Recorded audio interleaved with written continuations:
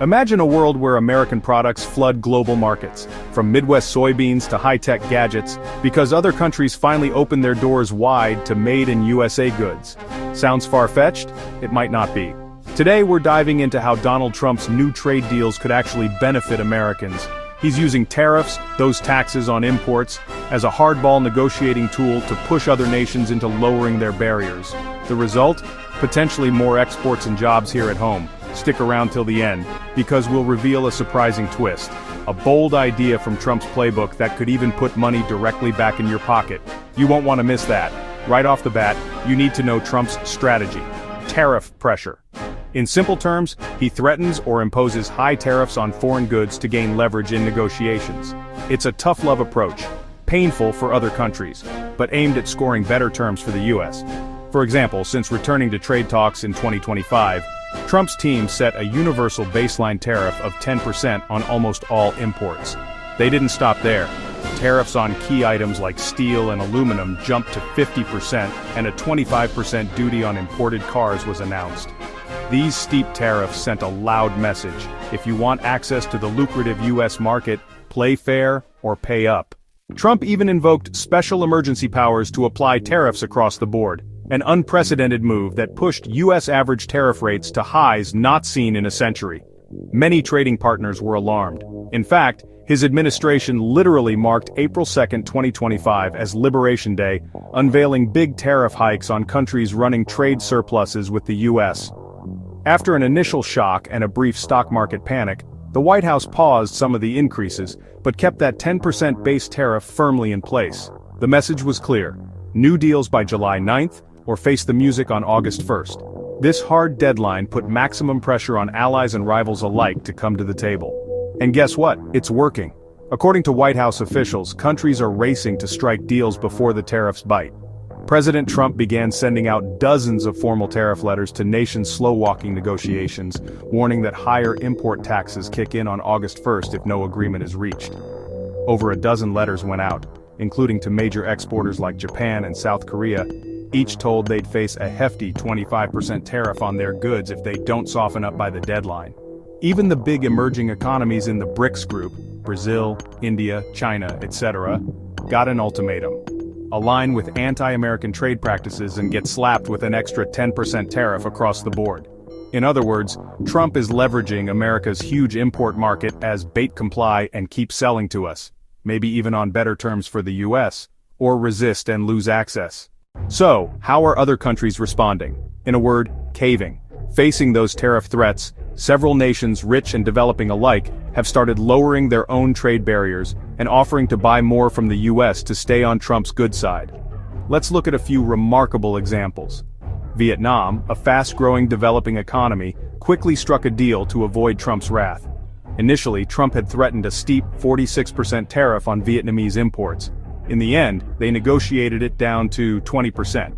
But here's the kicker: Vietnam agreed to open their market to the United States with zero tariffs on US products.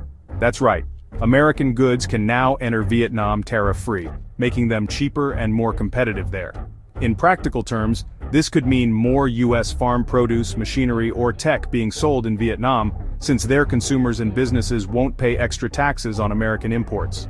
A White House official noted this kind of concession can turn a smaller trading partner into a much bigger customer for US exporters. It's a clear win for American companies, and it happened because Trump held Vietnam's feet to the fire with tariff threats. Even close allies felt the squeeze. The UK, keen to maintain good trade ties post-Brexit, hurried to make a deal. They essentially accepted Trump's baseline tariff regime, 10% on goods, in a reciprocal arrangement. By securing this agreement, the UK avoided harsher tariffs, and ensured it can keep selling into the US market. But it also means Britain agreed not to shut out American products. British trade barriers were already moderate, but this deal cements that US goods won't face new restrictions there. American exporters benefit from stability and continued access to a top market without disruption.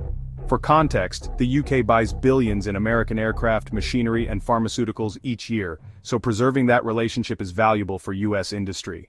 Perhaps the biggest target of Trump's tariff strategy has been China.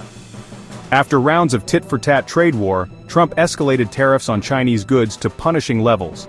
at one point up to 145% on some imports.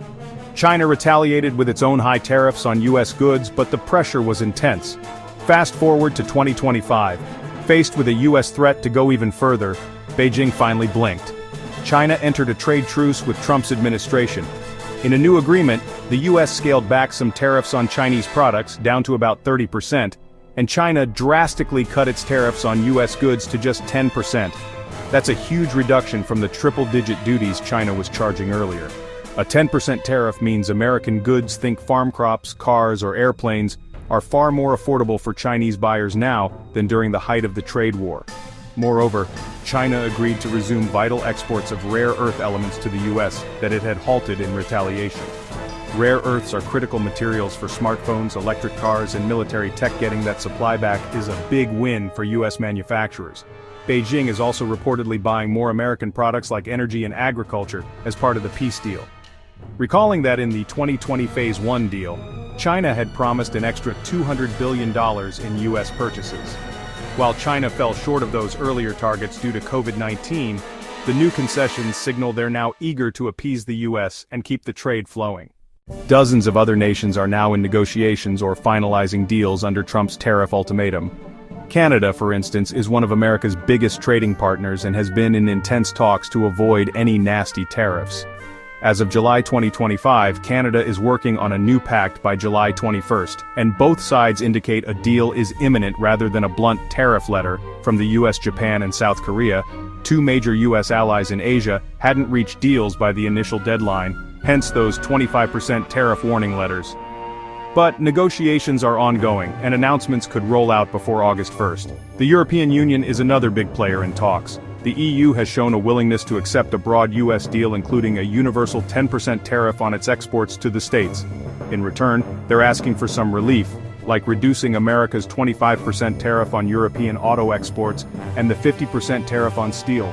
But the key is, they're at the table ready to compromise. All of this points to a trend. From Asia to Europe, countries are offering concessions, whether it's buying more American goods, cutting their own tariffs on US products, or closing loopholes like stopping the transshipment of Chinese goods through their ports. Trump's hardball tactics have softened what were once rigid trade stances abroad. In sum, these trade deals, wrung out through tough tactics, aim to boost American exports and make trade fairer. When other countries lower their trade barriers, US businesses can sell more, supporting jobs from the factory floor to the farm. And when imports do come in, Trump's tariffs are bringing in money that ultimately goes to the US Treasury. It's all about shifting the advantage back to American workers and companies after decades of complaints about unfair foreign trade practices. Trump's aggressive trade strategy is controversial, but there's no doubt it's forcing changes abroad. Countries are lowering tariffs, opening quotas, and buying more American goods, all in a bid to stay in the good graces of the US market. This trend could mean a more balanced trade relationship where Americans benefit through jobs, stronger industries, and even revenue. In fact, the tariffs themselves have pulled in so much revenue that one economist dubbed it a wealth transfer to the US money that foreign firms pay via tariffs, which ends up in America's coffers. The US Treasury has seen a surge in customs duties collected, proving how the rest of the world, eager to sell here, is now paying up and bolstering US finances. It's like the world's nations have to feed into Uncle Sam's piggy bank for the privilege of access to our market. And now, as promised, here's the surprising twist. What if those tariff dollars could directly benefit your wallet? President Trump has floated an eye-opening idea. He suggested that if the US keeps raking in enough tariff money, it could even replace income taxes for many Americans. Imagine no income tax, at least for lower and middle earners, with tariffs on foreign goods helping fund the government instead. It sounds bold, and to be fair, most economists are skeptical that tariffs alone could cover all that lost tax revenue. But the fact that a US president even raised this possibility shows how these trade deals and tariffs might benefit Americans in more ways than one.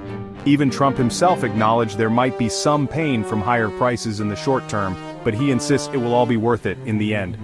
If the grand vision came true, Americans could see lower taxes thanks to foreign countries footing the bill via tariffs.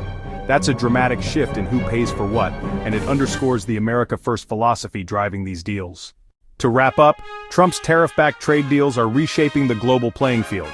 By pressuring other nations to buy more from the US and treat American exports fairly, these agreements aim to revitalize sectors of the American economy that have long felt left behind. More factories humming, more farms shipping produce overseas, and perhaps even a break for taxpayers, those are the potential wins. We'll have to watch how all these negotiations conclude by the deadlines, but one thing's certain. The world now knows that access to America's marketplace comes with conditions that just might benefit Americans more than ever before.